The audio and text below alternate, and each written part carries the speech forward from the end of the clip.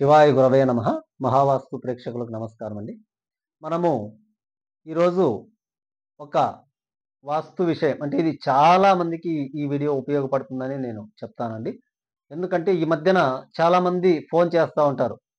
Sir మేము ఒక ఇల్లు చూసాము. దాన్ని కొనుక్కోవాలని అనుకుంటున్నాము. దయచేసి దానికి సంబంధించిన వీడియో కానీ, ఫోటో కానీ లేదా ప్లాన్ కానీ మీకు పంపిస్తాము.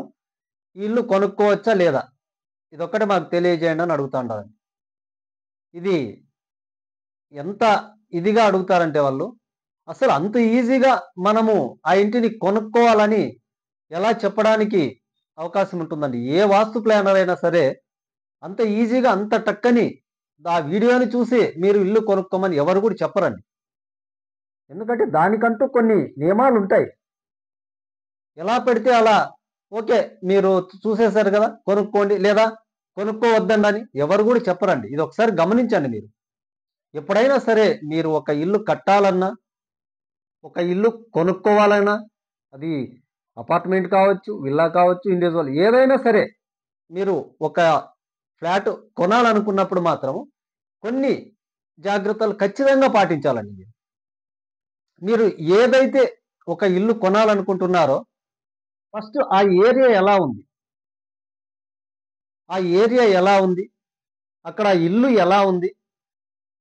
తర్వాత ఇది ఒక్కరు ఆలోచించేది కాదండి. ఒక ఇంటి యజమాని మాత్రమే ఆలోచించేది కాదండి. ఆ ఇంటిల్లిపాది కూడా ఒక్కసారి కాకుంటే 2 సార్లు, 3 సార్లు ఆ ఇంటికెళ్ళి కొనే ముందు ఆ ఇంటికెళ్ళి అంటే ఆ ఇంట్లో ఎవరైతే ఉంటారో భార్య, భర్త, పిల్లలు ఎవరైతే ఉంటారో అందరూ కూడా ఆ ఇంటికి వెళ్ళి ఇది తీసుకుంటే మనకు ఎలా ఉంటుంది?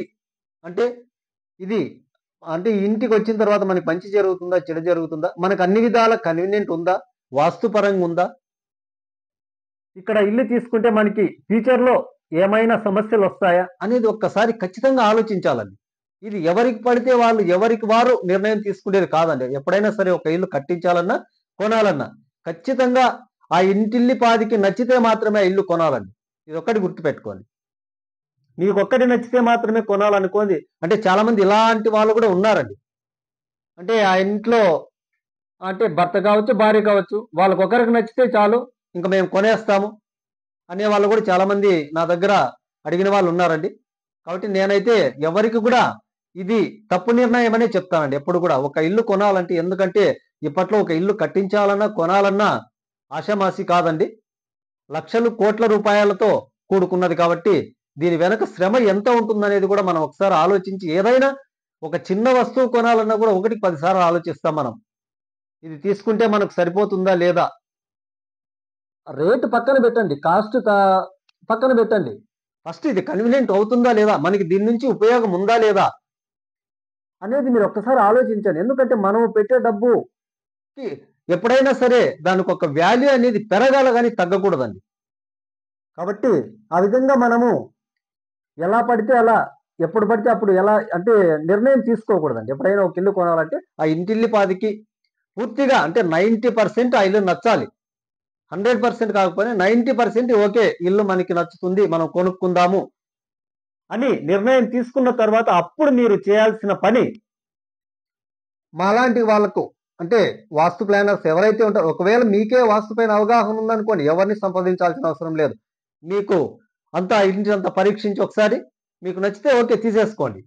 అలా కాకుండా ఇంట్లో ఒకరికి నచ్చి అంటే భర్తకు నచ్చి భార్యకు నచ్చకపోవడం, లేదా పిల్లలకు నచ్చకపోవడం, లేదా తల్లి, తండ్రికి అది నచ్చకపోవడం. ఇలా ఉంటే మాత్రం దయచేసి ఆ ఇంటి జోలికి వెళ్ళకండి మీరు. ఎప్పుడు కూడా ఇదొక్కటి బాగా గమనించండి. ఒక ఇల్లు తీసుకోవాలంటే ఒకరికి నచ్చి ఇంకొకరికి నచ్చకపోతే ఆ ఇంటి జోలికి వెళ్ళకపోవడమే మంచిది. అది ఎంతైనా వాస్తుకున్నాయండి. అది ఎంత బాగా 100% వాస్తుకున్నా కూడా ఆ ఇల్లు ఒకరికి నచ్చి ఒకరికి నచ్చకపోతే మాత్రం ఆ ఇంటిని మీరు కొనుక్కోకపోవడం చాలా మంచిది. ఎందుకంటే ఇవి నా అనుభవంతో చెప్తా ఉన్నాను. చాలా మంది ఇలా కొనుక్కున్న వాళ్ళు చాలా ఇబ్బందులు పడ్డారు, గొడవలు పడ్డారు. తర్వాత అంటే అది ఏమవుతుందంటే ఏదైనా ఆ ఇంట్లోకి వెళ్ళిన తర్వాత ఏదైనా చిన్న ఇష్యూ జరిగినా కూడా నేను ఆ రోజు చెప్పాను కదా ఇల్లు కొనుక్కోవద్దని మీరు కొనుక్కున్నారు. అంటే ఈ విధంగా భార్యాభర్తలకి గొడవలు రావడం, పిల్లలకు గొడవలు రావడం ఇది చాలా అంటే సహజంగా చాలా ఎక్కువ చోట్ల నేను చూసానండి. ఇలా గొడవ పడడం, మళ్ళీ నాకు కాల్ చేయడం. ఇలా జరుగుతూ ఉంటుంది. కాబట్టి నేను చెప్పేది ఏమంటే ఎప్పుడైనా సరే మీ ఇంటిల్లిపాదికి ఆ ఇల్లు 100% నచ్చిన తర్వాత మాత్రమే, అది ఎలా అన్నా ఉన్ని వాస్తుకు లేకపోయినా పర్లేదు, ఏం భయపడకండి. దాన్ని ఏ విధంగా అయినా మనం వాస్తుకి వచ్చే విధంగా మనం చేయగలం. మనం అంటే నేనే కాదు, ఎవరైనా సరే వాస్తు ఎక్స్పర్ట్ ఎవరైతే ఉన్నారో వాళ్ళని ఖచ్చితంగా ఆ సైట్‌లోకి తీసుకెళ్ళి, నాకు ఈ ఇల్లు నచ్చింది సార్, మేము దీన్ని కొనాలనుకుంటున్నాము. ఇందులో ఏమైనా వాస్తు లోపాలు ఉన్నాయా? లేవా? ఒకసారి మాకి తెలియజేయండి అని అడిగితే ఎవరైనా చెప్తారండి. ఏమేం వాస్తు లోపాలు ఉన్నాయనేది ఖచ్చితంగా చెప్పి తీరుతారు.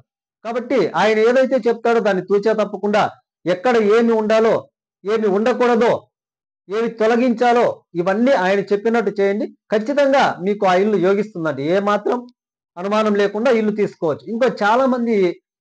ఇంకొక భయం ఏమంటే, చాలామంది ఆ ఇల్లు అమ్మేవాళ్ళు చాలామంది భయపడుతూ బాధపడుతుంటారు. ఎందుకు?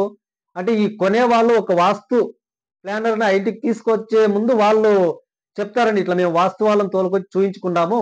ఆయన కొనుక్కోమన్న తర్వాత మేము కొనుక్కుంటాము అని చెప్తా ఉన్నప్పుడు వీళ్ళేం చేస్తారంటే, పాపం అమ్మేవాళ్ళు చాలా మంది భయపడుతూ ఉంటారు. అంటే అయ్యో! వాస్తు ఆయన వస్తాడంట, ఆయన ఏం చెప్తాడో ఏమో, మా ఇల్లు సేల్ అవుతుందో లేదో అని చాలా మంది భయపడుతూ ఉంటారండి. ఎప్పుడు కూడా ఇలా అమాయకంగా ఆలోచించకండి. ఎప్పుడు భయపడకండి, బాధపడకండి. ఎందుకంటే ఎవ్వరు కూడా మాకు శత్రువులు కాదండి. అందరూ మిత్రులే. అమ్మేవాళ్ళు, కొనేవాళ్ళు అందరూ మిత్రులేనండి. కాబట్టి అక్కడ వాస్తు ఉన్నా లేకపోయినా మేమైతే ఎవరికైనా సరే కొనే వాళ్ళకి ఫస్ట్ ఆ ఇల్లు కొనండి అనే చెప్తాం. అంటే ఆ ఇంటిల్లిపాదికి నచ్చిన తర్వాత మాత్రమే మీరు తీసుకోండి సార్. దాంట్లో ఏవైనా వాస్తు దోషాలుంటే నేను మీకు సర్వీస్ ఇవ్వగలను అని వాళ్ళకు ఖచ్చితంగా చెప్తానండి. కాబట్టి మీరు అమ్మేవాళ్ళు ఎవరు కూడా భయపడకండి. ఖచ్చితంగా ఆ ఇల్లు కొనమనే చెప్తాము. మీ ఎదురుంగే చెప్తాం ఆ ఇల్లు కొనమని. మీరేం బాధపడకండి. వాస్తు ప్లానర్ వస్తేనే ఆయన ఏదో వచ్చి చేస్తాడు, ఆ ఇల్లు కొనుక్కోరని మీరెవరు కూడా బాధపడకండి. ఖచ్చితంగా ఆ ఇల్లు ఎలా ఉన్నా కూడా మేము కొనమనే చెప్తాము. ఎందుకంటే ఇవన్నీ పాసిబుల్. మనం చేసుకోగలిగినవే. వాస్తు లోపాలు ఏవైతే ఉన్నా అవన్నీ మనం చేసుకోగలిగినవే దాదాపు. పూర్తిగా ఆ ఇల్లు ఇంక ఏమాత్రం వాస్తుకు లేదు, ఆ ఇల్లు మీకు ఏమాత్రం యోగించదు అనుకున్నప్పుడు దాన్ని కొంచెం ఆలోచించి చెప్తామండి వాళ్ళకి. అంటే ఇల్లు కొనే ముందు మీరు ఏమేం చేయాలి, కొన్న తర్వాత ఏం చేయాలనేది వాళ్ళకి చెప్తాం. వాళ్ళ దగ్గర కొనే విధంగానే మేము చెప్తామండి. ఎందుకంటే పాజిటివ్‌గానే వాళ్ళకి చెప్తాం ఏదైనా గాని. కాబట్టి మీరు అమ్మేవాళ్ళు గాని, కొనేవాళ్ళు గాని ఎవరు కూడా దయచేసి బాధపడవద్దు, భయపడవద్దు. కాబట్టి ఇదొక్కటి గుర్తుపెట్టుకోండి. అందరూ ఇంటిల్లిపాది నచ్చిన తర్వాత మాత్రమే మీరు ఈ నిర్ణయాన్ని తీసుకుంటారని ప్రతి ఒక్కరికి తెలియజేసుకుంటూ థాంక్ యూ సో మచ్.